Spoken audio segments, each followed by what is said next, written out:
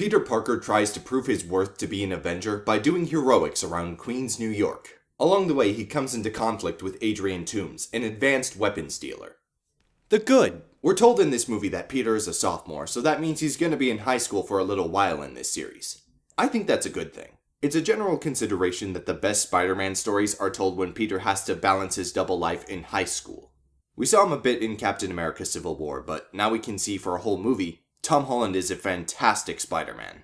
The story takes place in the middle of Peter Parker's high school days, rather than at the end of them like the other series do. He's naive, he's awkward, he's trying to find his way in the world, and seeing him in this period of development, I think makes the character even stronger than the way we've seen him in other movies. Tony Stark appears in this movie as a supporting character. Emphasis on supporting. With Iron Man, it could have been easy to write him into the movie more, and he might have ended up stealing the show away from Peter. But he didn't. They only use him in this story for where he's needed. And the purpose they have for his character in this movie is a good one.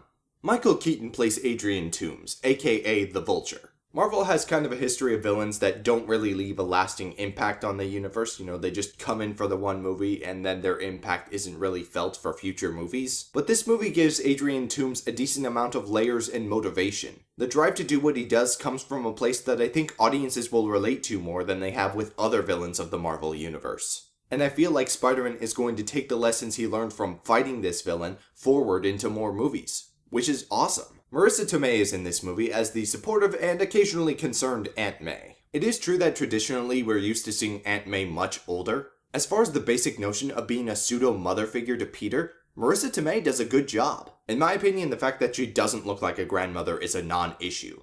There are a lot of good cameos and Easter eggs in this movie, as it is with most Marvel movies, both for Spider-Man specifically and for the greater Marvel universe that he's now a part of. Last and probably most of all, this movie is hilarious. There are so many jokes and funny situations that the characters get into. It makes the entire movie just really fun to watch. The iffy. You should be used to this with Marvel by now, but there's a mid-credit scene and a post-credit scene.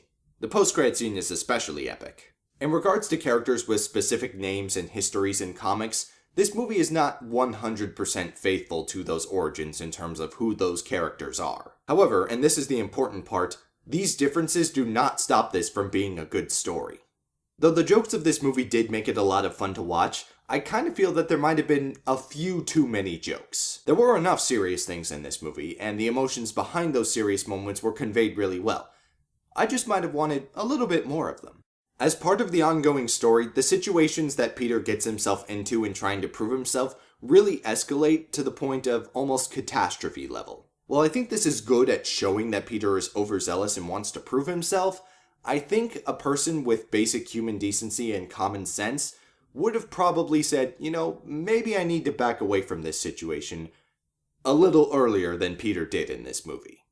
The bad. There is a group of people that appeared at the very beginning of the movie, are mentioned later in the movie, but don't have much of an appearance otherwise. Being that this is probably planned as a movie trilogy, it is hopefully likely that we will get to hear more about these people in future movies.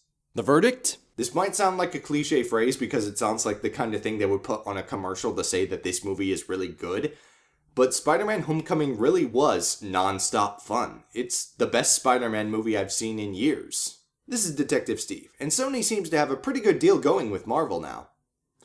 I hope they don't screw it up.